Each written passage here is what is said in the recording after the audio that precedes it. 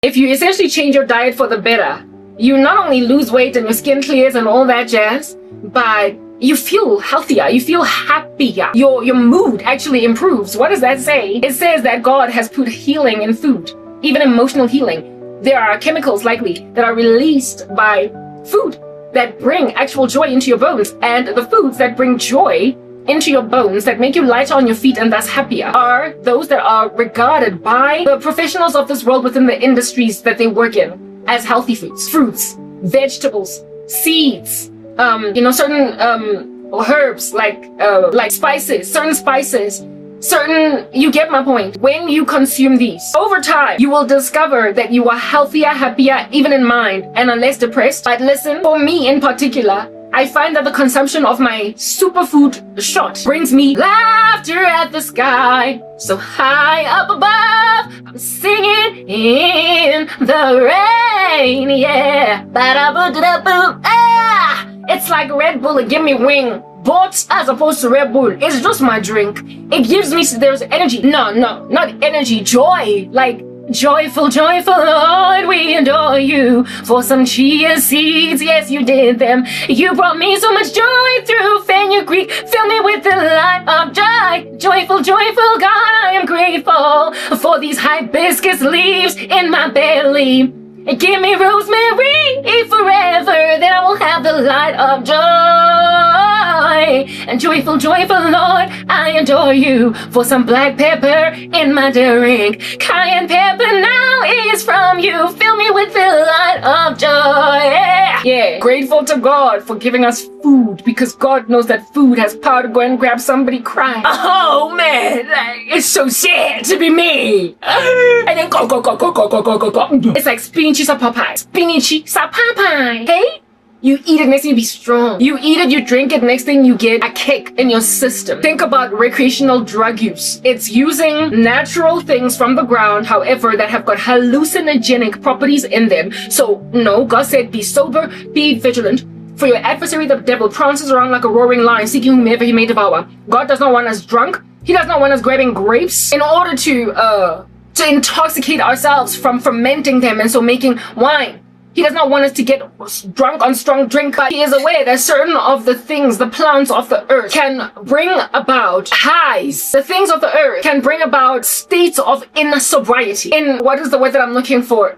In excessive measure, when consumed excessively. And so they need to be, what is the thing that I'm talking about? Moderated, right? As soon as a human being discovers that mushrooms make them hallucinate, don't take mushrooms. They're dangerous. They don't make no sense. When you start to use them recreationally so you can escape thinking so soberly, on that day you are sinning. But getting wine, in the Bible, God, it is written that it is healthy for some to basically kind of calm, not so much calm nerves. Drinking wine to calm nerves is problematic, but to deal with ailments in the body, food is medicine. So even those which are not so much intoxicating properties of plants, but the word that I'm looking for here is not intoxicating. I'll get back to the point that I was looking for.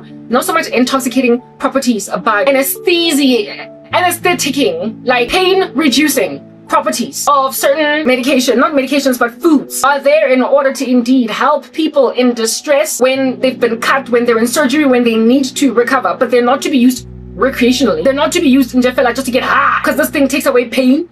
It numbs you.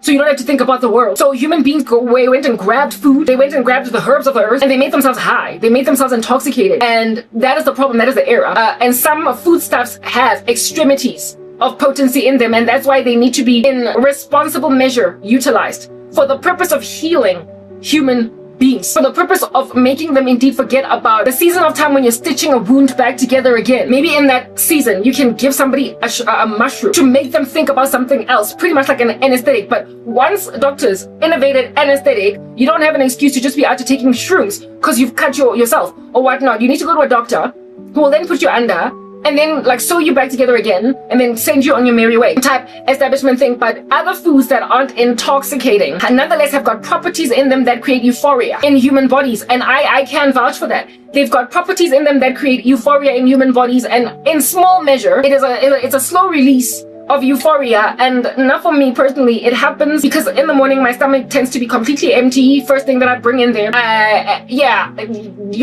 drink this shot and there is joy. I drink this shot and there is joy that comes into me, and that joy makes me realize, wait again, Romans 1 is true, it's never been more true. The invisible qualities of God are all over creation. And so you are without excuse when you ignore that God is. Because what can account for a health drink? Improving your mood. Even if it's just for half an hour. Even if it's just for the hour that is coming. It says that the Lord gives joy in all that which he has made that is good, including food. And when then you take care of yourself, your temple, more so are you going to experience joy from food, because it's going to literally be induced in your body where it'll recalibrate pretty much whatever might be the chemical constitution inside your body until you feel a sense of euphoria, until you feel a sense of joy. And I drink a drink every day, a shot that I drink every day that brings me euphoria, even if it's like for 5 minutes, half an hour. But after drinking that drink, y'all, it works marvelously.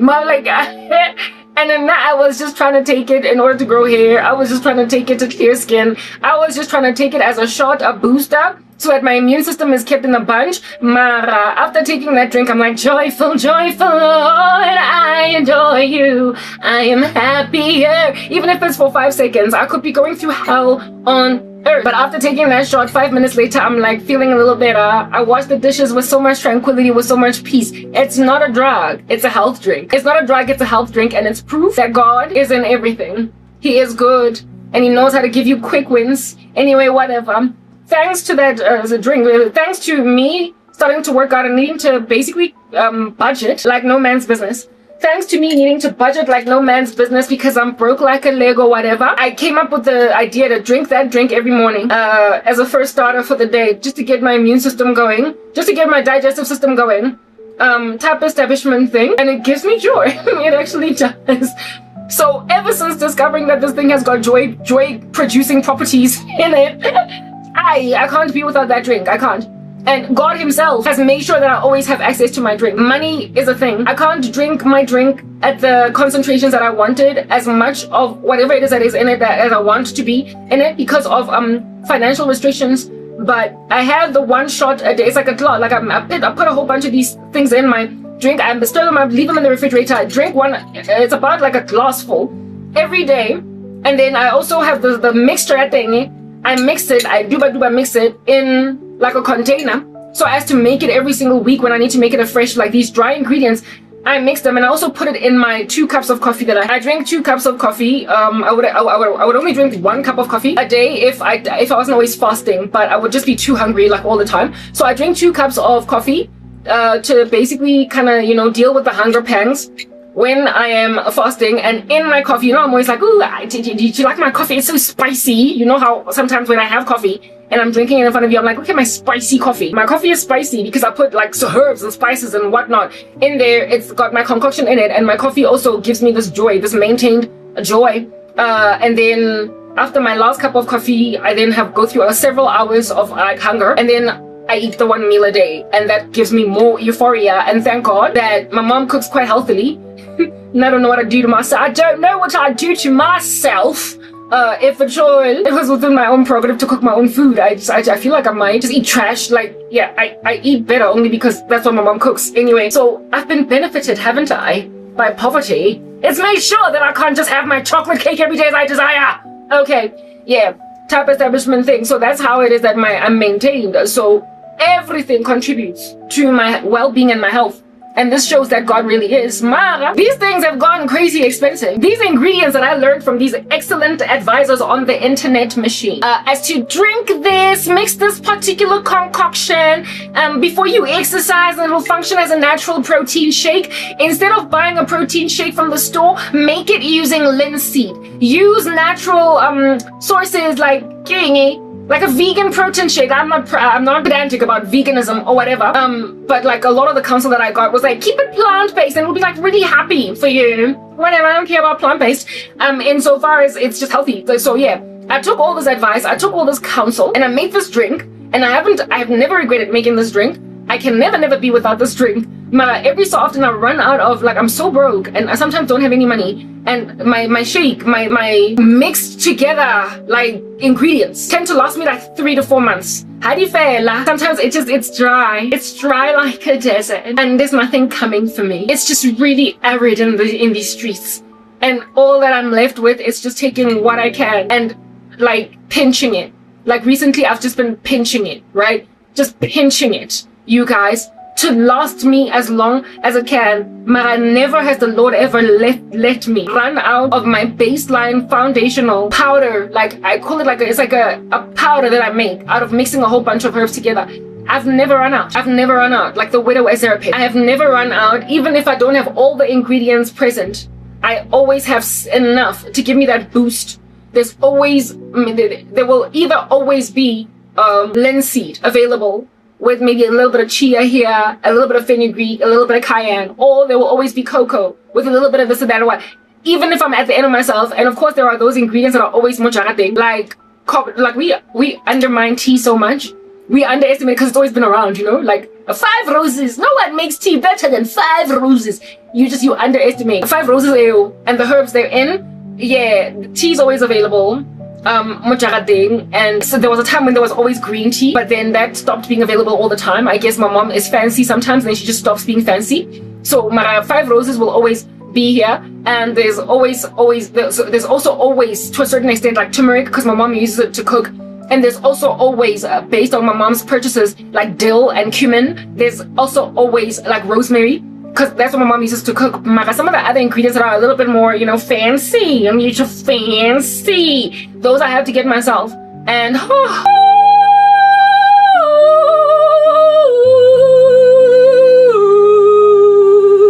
the price, yalla. What's happened? What's happened ever since? I can't even say coronavirus, but just the past year.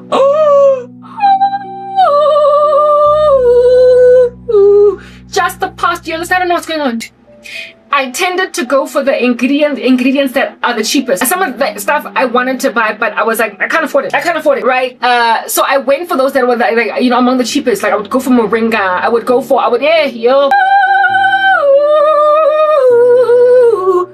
There came a time when I went to this game jella, and I just do the cocoa. What's so expensive about cocoa? Hey, I would go there and I'd be like, why cocoa? It took all. Hey, cinnamon was one of the cheapest spices you can find. Yo, let's just show you what I'm talking about. Because listen, y'all know I can swag for hours. So we just getting started. But my argument, my discussion is gonna lead to help you understand. This is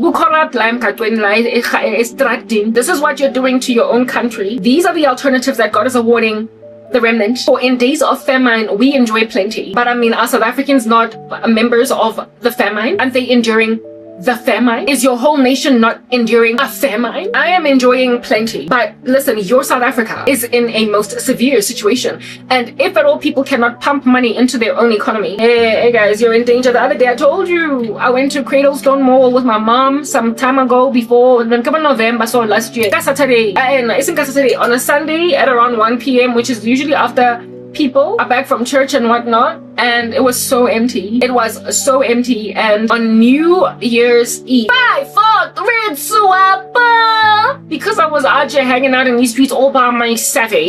No, not feeling sorry for myself, because I'm always walking on sunshine. Oh, except not really. I make it work.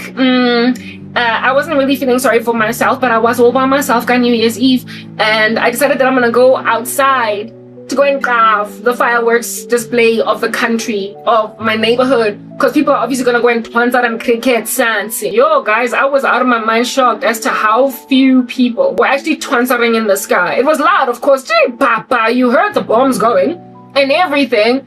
In my own complex, almost every house was lit, in the sense that they were awake. There was nobody having a bride. I did not hear anybody saying 5, 4, 3, 2, 1 in my neighborhood. Last year, I heard neighbors 5, 4, 3, 2, 1. There was also a pub open down the road here somewhere, that you could hear 5, 4 from there. And then the fireworks, there were a lot more, and like there was quite a bit of activity even outside. Like where we stay, we're just by the electric fence, by the fence. So you know, cars be like vroom right here.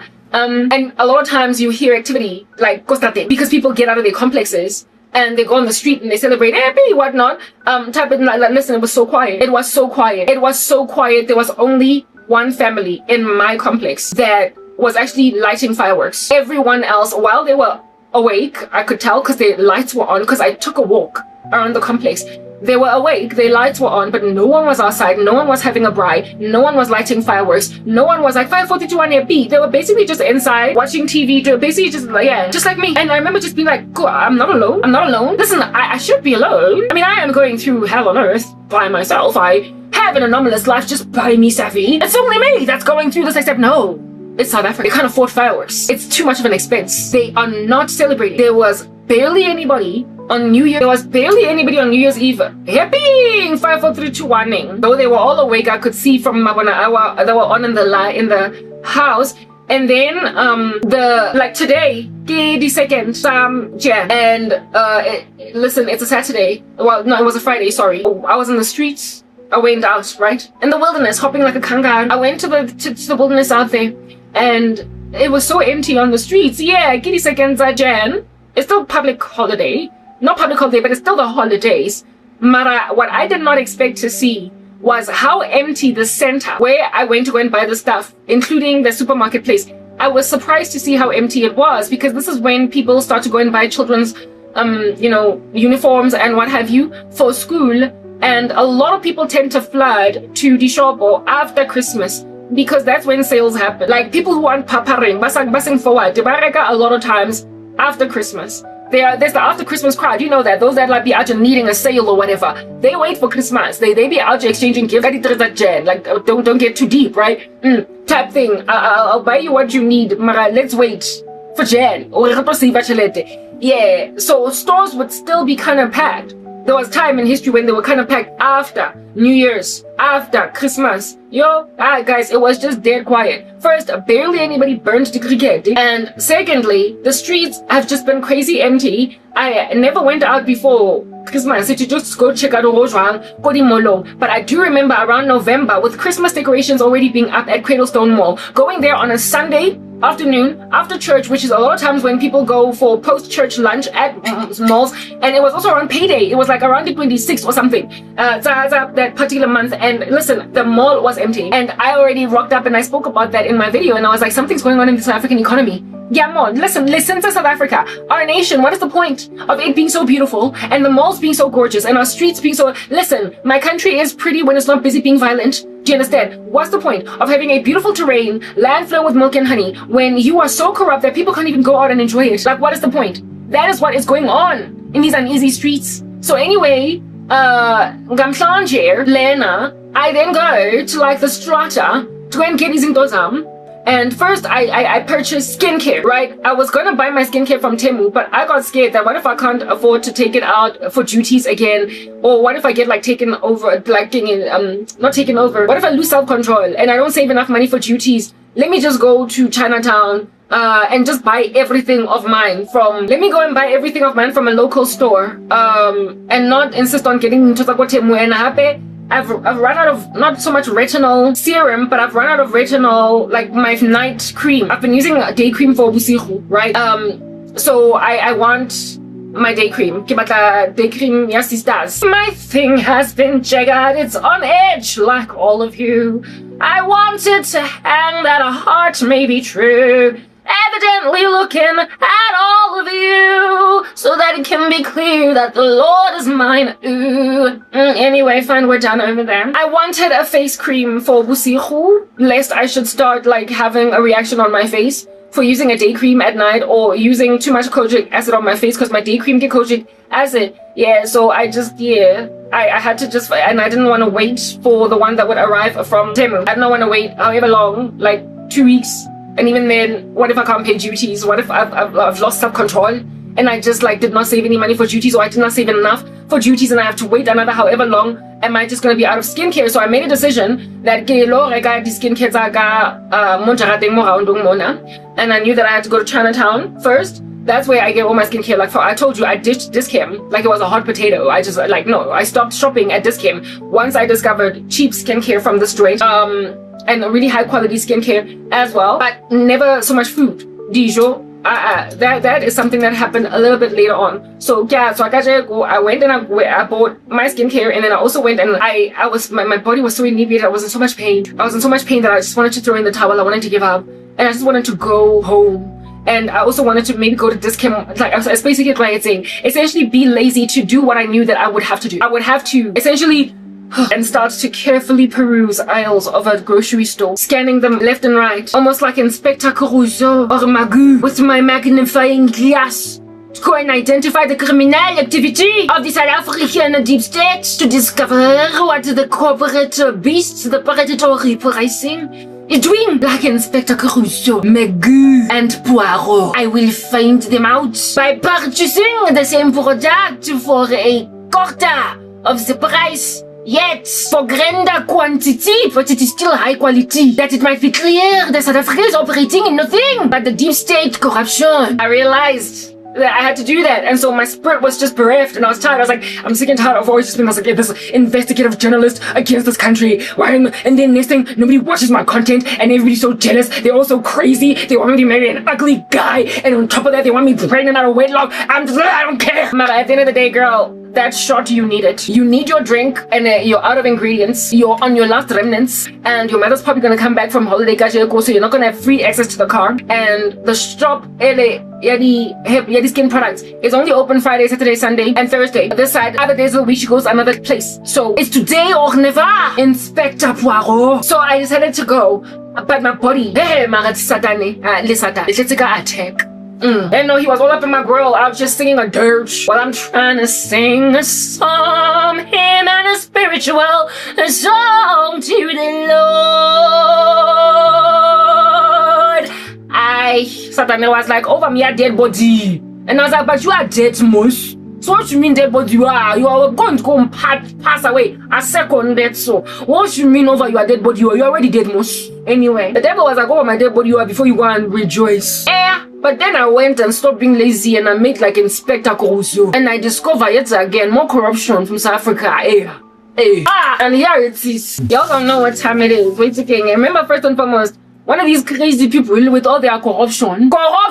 You say I'll never buy again. Brother, I purchased. What you do? What you gonna say? Here in live proof every day and said Jesus Christ is Lord. He gave me money, and now I purchase. Even though you try to make like Antichrist and say that I will never buy nor sell again. I go and purchase. What you gonna do? No repent? And do you have dark ages then? Go out through your time of horribleness. Go through your time of darkness. Or 24-hour days just pitch as black. Nothing, no light piercing through into your bedroom. You will live in the dark all the day long. Because why you gonna kick out people who prove that Jesus Christ is Lord anywhere? So I went and I purchased my face care. But I also went and I purchased my body care. In other words, the care that comes into my body. My drinks, the thing that I used, my concoction, and I'm going to show you now what it is. And of course, you know, Inspector Caruso, all of my experiences, my trips, everything I do, always just comes back to South Africa. South Africa. Why you going to be so corrupt? Why you going to be so corrupt? Who are you? Who's your brother? Who's your mother? Who raised you? Why you going to be so corrupt? Why you going to spend so little money? Go and purchase stock, and then sell it for like 2,000% inflation. So much mock-up. What? South Africa. Why you do it? You are rotten. Like the potato. In a sack, you're going to destroy all other potato. South Africa. Why are you so corrupt? That's all I could say. And imagine when I'm not here in front of the camera, I'm not that jocose. I'm just upset. I'm just angry. Like I'm steaming. Like proper. My nose is like fumes. I just like it's like a bubbling furnace in my heart, and my nose is like I'm angry right now. Like this is satire. This is parody. This is making light of a very dire situation. Do you understand? This is making light of a most dire situation. But I was just like out of my mind. I had to. Like, you see, God is so providential. He orders things in a way so as to make me experience a dichotomy in a day, like a lake right next to a volcano, like two contrasting extremes to make me realize, oh, anomaly, there is corruption. Two contrasting extremes that I might experience the veracity of corruption by enabling me to endure or undergo or go through a space where there is no corruption, and then right next to one where there is just a bountiful amount of it, vats upon vats, overflowing of corruption. And I'm like, how's gonna be the day and night like that to hey, where are the remnants? I need to know. Tell me, I need to go and discover the 7,000 others that not go be nailed to Baal, because everywhere else is just rotten. Why can't we find each other? The whole country has not been handed over, okay? True story. But enough of it is. And too much of it. And it tends to be legs of the nation that aren't even truly of South Africa, in the sense that they are extraneous, they're foreign. They tend to maintain a sort of kind of like fairness. It's like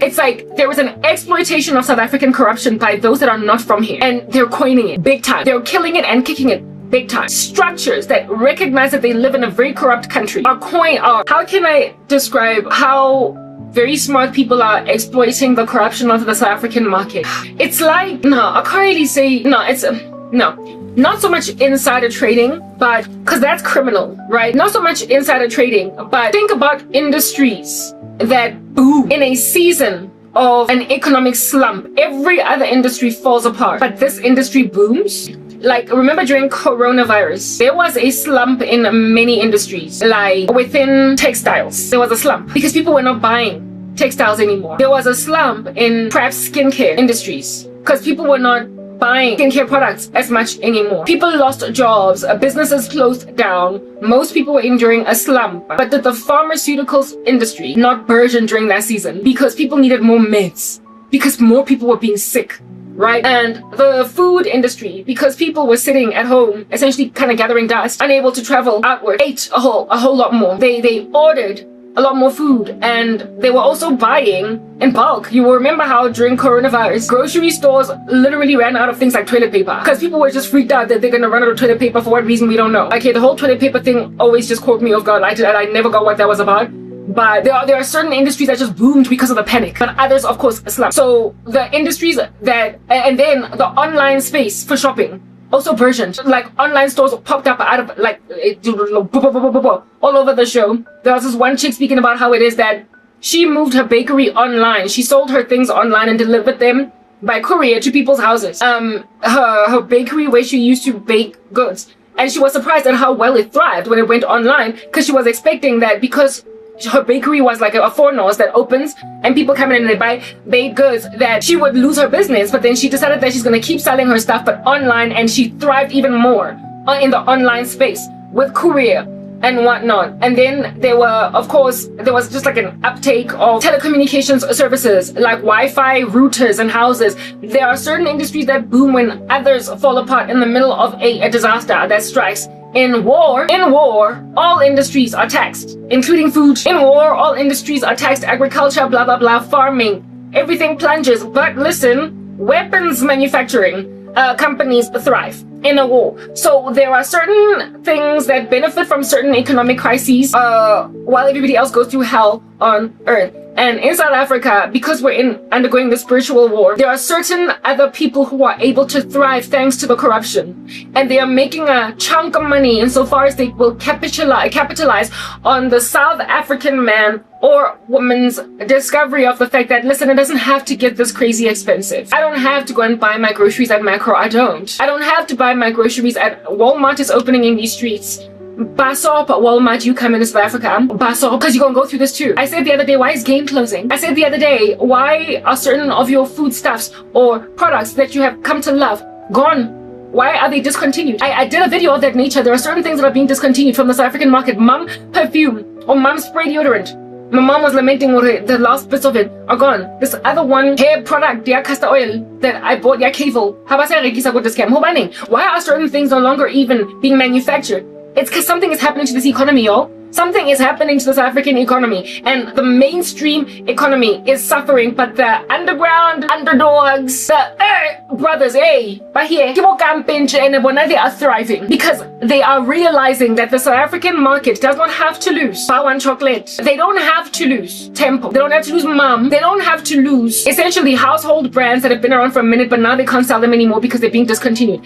they just have to sell them somewhere else. They are realizing that they have to sell them somewhere else for reasonable prices, because where do they buy them? The problem isn't corruption. It's like a bucket. The nation is supposed to feed itself, and yet it's not. Because those who line their pockets, because they're lovers of pleasure rather than lovers of God, having a form of godliness but denying the power thereof. These monstrosities and all their greed are causing South African brands to close shop. Mamela, Black Like Me, or Cavo, or Beacon Chocolate. They're a manufacturer of food in and of themselves. But if any individual product from any of these brands disappears, the fault is not even so much that of the lack of demand for the Black Like Me product. The problem is in those who sell this product, those who resell it. The problem is the resale. The issue is the retailers and the wholesalers. The issue is not the manufacturer of the product, but those that resell the product. Because if Nike tries to Black Like Me hair food for 15 rand, and then next week I have to buy it for 32 bucks, based on what, bugger? Based on what? Is Black Like Me producing the product, manufacturing it for that much more? Is it costing more? Is the machinery breaking down? In the season and in the climate of automation that has cheapened production, in the season of mass production, in the season of scaling, in the season of outsourcing of materials being that much cheaper, when you've got all these smart people able to not only outsource materials but automation of manufacturing product, why would Black Like Me need to sell their hair food to the wholesaler and the retailer? Why would they need to sell it to them for a markup when they are automating? So if they are corrupt, they will then sell it to the wholesaler for a ridiculous amount of money. But if they're not corrupt and they maintain their prices at a decent price, what's hurting them then are the retailers and the wholesalers. So we don't know where this telephone is broken. We don't know where the corruption starts. We don't know if it's at production lines, at actual manufacturers, the brand owners themselves, or if the issue is in those who resell. Because I am not going to buy your product. If last year I bought it for 50 bucks and now I'm buying it for 250 rand, I don't know why. I'm buying it for 250 bucks. So all these products getting discontinued in South Africa. Like I said, if the corruption is not at the production manufacturer, if it's not with Black Like Me, if it is not with the makers of Beacon Chocolate, who I think is Tiger Brands, I could say, if the problem is not in the manufacturer but in the reseller, they need to go and hold each other on some. But why are you selling my product for 32 bucks? Maybe you might think that in so selling a product for 32 bucks when last week it was selling for 5 rands, maybe you might think that I can also afford as Black Like Me to increase prices that I sell to the reseller because they are selling my product for this much money. But when then customers stop demanding your product because it's too expensive and they find alternatives because everybody's going through hell on earth, Honey Bumblebee, understand this very much. Comprehend this little thing or this big thing. Somewhere along the way, somebody's going to wake up and smell the coffee and then offer Black Like Me an opportunity to resell their products somewhere else. Insofar as Black Like Me will be willing to let their products be sold at like some informal places. Insofar as they're willing to go and retract or recant stuff, their things from Dis-Chem shelves, and then are willing to go and sell it in some underground, undermarket joint, go Chinatown, it's fine. You'll still be able to make. But how many mainstream brands in these streets are willing to be removed from the shelves of Clicks and Dis-Chem and Pick n Pay to be sold somewhere with some dirty China mart? How many? It's about reputational damage. It's about brand image. And so because their brand image is going to be tarnished, they then keep onto their horses. But for instance, the Cable hair food AI castor oil that was discontinued from Dis-Chem, according to my mom, apparently there were certain other pharmaceutical stores that still sold it. So essentially the problem here in also Dis-Chem refusing to sell it anymore was because it was not selling good Dis-Chem. Was did the product suddenly lose popularity? No, my mom and I liked it so much and my mom went and bought the last few units of it because is it that customers don't like it, or is it that the price was getting ridiculous, or the perception of it was dwindled in the eyes of customers because it was so cheap and yet it had such high quality ingredients in it? So that then speaks to the classist minds of South African shoppers. Either way, something is happening in South Africa that is causing some old school McCoy brands to disappear from shelves, including entire big chunky retailers like Game. Our little buckets. Like we're a little teapot pouring out of wealth as a nation. We're a little teapot just falling apart. South Africa is falling apart as that gangsterous porous teapot. And let me show you what this porous teapot has done in the life of a poor lady. And if at all you're gonna go and grab everybody and make them poor ladies, but you don't give them understanding, knowledge, and instruction as to how to get theirs. If you're not gonna help poor ladies figure out how to get theirs, these poor ladies will think, Uti, I guess I must just go hungry, as opposed to hunt for a place to go and eat kahle. Ukudla engathi kuyabonakala la emugqwana la emostradi. Okay. Well, God made me industrious so as a matter of survival. If at all you want to survive but don't want to die, if you want to survive Starvation of the poor, survival of the fittest, because you think you're Darwin? Yeah, that's what's good. If you're gonna make the food industry like a Darwinic model where may those who can afford to buy bread for 20,000 rands eat. But everybody else, a quart of wheat for a denarius, 3 quarts of barley for a denarius. Do not harm the oil and the wine. There are people who are exploiting the corruption of the South African market. And these people are not South African, which is why the country in totality is going to pass away. They're exploiting the corruption of the South African market. There's a whole bunch of Indians who, yes, indeed are South African, but they're smart enough to see that there's lots and lots of corruption in like big, chunky mainstream retail. Enough for them to sell you Bluetooth headsets for 250 bucks, knowing that at Hi-Fi Corporation, you're going to buy them for 350. But if you go on the online market, you will find them for 140. So they are already predatorily pricing, but at a lower price than mainstream South African markets. Stores that we have come to love, adore, and respect are struggling to continue to make bank. But it's only because people are not demanding their products as much anymore, because demand is based on an ability to be able to afford. You understand? Demand is driven by price in some people. And so therefore they will stop demanding something if at all the price becomes too high. Though their need for it is still there. Their need for it is there, but the demand is reduced by the inability to afford it. And if at all you keep on pushing prices up, higher and higher, to line the pockets of crazy corporate executives that are just increasing their wealth, just walking around in all of its fatso disposition. And so because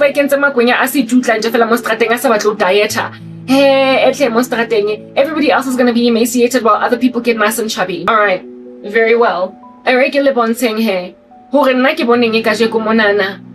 it is that a shop, a supermarket in South Africa that is Chinese owned but using South African brand. This here shop where I bought these things is owned by a South African colored woman, and she is exploiting the corruption of mainstream retail. But how many South Africans are smart enough like that colored lady to open her own little discount at a Chinatown? How many? Not many. So South African empowerment would happen if South Africans were to wake up and smell the coffee, and so therefore essentially become the big fat chunky competition of macro. But remember what I said, big business like macro, big food like macro, or big food like Pick and Pay, like Check Us, tends to drive out small to medium enterprises where it is that they're at, because people are classist and they operate by perception. Like, have you ever lived in the car seat where it is that all along you've been out here purchasing your stuff from them spaza shops, right? And then next thing supermarket, but Solomon supermarket on the same street. Understand that all those spaza shops that sell sugar, shukili, all those spaza shops that sell coffee, all those spaza shops that sell mazimba, all those spaza shops that sell maybe ikota, they must be good for that. Mara, all those spaza shops they sell a cigarette, they sell whatever, lollipop, whatever it is that you can buy from a supermarket. Just by mere virtue of classism and the perceived better quality of shopping from a supermarket, abantu are gonna flood to the supermarket to go and get all their daily needs. To go and get they will go and get their burodo, go supermarketing, and then just enjoy Mam Doreen's spaza until Mam Doreen's spaza, Mam Doreen is here because she's lost customers. Because Boots Solomon opened the supermarket in the same neighborhood.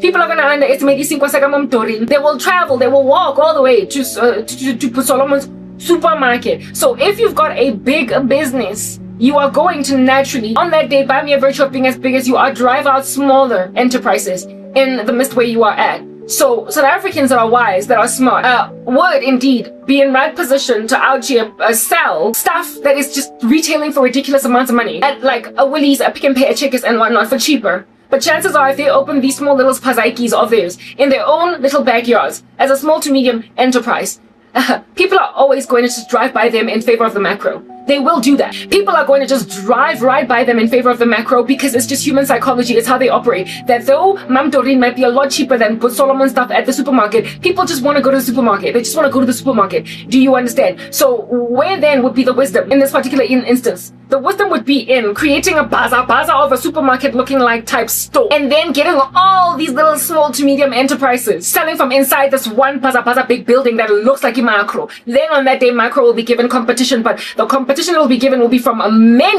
multiple, like a cooler 100 small little spazas inside however one big retail establishment right next door to macro that will cause people to go there because it just looks like one big fat supermarket next to macro, as opposed to Mam Doreen selling out of her own little house with a small little fence, burglar proofing. to protect herself from theft and whatnot, from shrinkage, etc. That's the only way. And this colored lady, okay, if I'm gonna resell stuff, I'm not gonna do very well if I try to put myself right next to like Eastgate Mall, or if I just try to put myself next to like my small little shop or in my own house. Nobody's gonna come and knock on my door when I say that I sell L'Oreal products. While L'Oreal has got no issues with her selling their products insofar as she bought them legally from a reseller or whatever, not a reseller, but a wholesaler or a manufacturer, a plant, like a production company or whatever. What I'm getting at is that insofar as they were legally purchased, L'Oreal don't have no issues with you reselling it, because at the end of the day, they've made their sales. They have made their sales from production. Now it's your prerogative to go and resell it for a profit. Oh, macro. So L'Oreal doesn't mind if you resell their products from wherever, insofar as you buy from them. They've already made their big buck, right? Yeah, tough establishment thing. So this lady knows that it's unlikely that a person's gonna come vitamin C serum. All that you will succeed to do is maybe let your colleagues know that, listen, I sell these L'Oreal products, it's the real deal. Listen, I sell these, what you might call this, a Garnier products, it's the real deal. Listen, I sell this, it's the real deal, it's the real deal, it's the real deal, but you're gonna have a hard time. It's gonna be like, remember Honey back in the day? That jewelry brand, it was just so rough to sell that stuff. Like a Honey, or Avon, representatives, spokespeople, like Avon ambassadors, whatever they used to call them. It was just so hard, you would like give up because, you have to keep being like, listen, I sell Honey jewelry. Listen, I do this. Listen, I sell Avon products. Listen, I sell Justine products. You're better off if you open your own little Justine store and people come in. You're better off if you open your own Avon store and people come in. You're better off if people demand your product enough for them to get on their vehicles and drive to you. You've done well. You have done well. But you're not going to do well if you're some small little, enterprise that sells these products right next to a big one that also sells the same products. People are going to choose to go to the big place unless, like I say, you do what the colored lady that sells these products did, where it is that she rents a space inside a Chinatown where people go knowing that they're going to find bargain ponzela prices, stuff like violently marked down. Yeah. And amidst all the stores there, some sell cell phones, some sell this, some sell the other. Yeah, she sells, however, beauty products. She is able to get more or less the same number of customers that Dis-Chem would get by simply looking herself like she's a massive supermarket. She just looks like another store inside Clearwater Mall. But instead of it being Clearwater Mall, it is this China Mart joint. She's got a place where she sells, like I said, from Thursday to Sunday. It's in our neighborhood. And then other days of the week, she goes to another place that also sells these things, right? So it's a smart business model, and I bet that woman, I wouldn't be surprised if she's a millionaire, even though she looks like a pretty simple colored lady. I wouldn't be surprised if her shop turns over millions per month, because mamela, as soon as you find that store out, which my mom did, there's no turning back. My mom does not buy her skincare anymore at Dis-Chem. Neither do I, because of finding that place out. But I found it first and I introduced my mom to it, and now that's where she shops too. Yeah, Mara, that colored lady, right, and her business model is rare. Like she does not represent all South Africans. She does not represent suffocated, annoyed, irritated South Africans dealing with price inflation issues. She does not represent the majority of business owners in this country. She is a small minority of somebody that is essentially exploiting the corruption of the country. She knows where she gets these things from and where it is that she purchases them. She buys them for such low prices that she can afford to up to double, not even up to double, sometimes even triple the price of the same product at a Dis-Chem. Sell them for that much in her shop. So what is the markup then at Dis-Chem? If this lady can sell Garnier products for half, if not a quarter of the price, how much is she getting them for? And with her reducing the price the way that she reduces it, she must therefore, it's a market, right? She must be making enough for her to be content to price these things in this way. And the prices don't go up, dog. I've been shopping there for the past 3 years now. And there is this wonderful Dr. Rochelle hyaluronic acid that fluctuates on Take-A-Lot. Prices increase on Take-A-Lot. Mara, hers never increased. It's been 100 rands for 3 years. The products have been the same price for years. Something that was 75 rands 3 years ago is still 75 rands this year. Meaning that no matter what happens to the economy, she is somehow unaffected. No matter what happens to the economy, she is unaffected. Whether we go through a slump, whether we go through a boom. There was a time when she took holiday off for 2 weeks at Kuala Shop. She can afford to Kuala her shop for 2 weeks, angathembi muntu, to take care of the shop when she's gone. My mom went there, at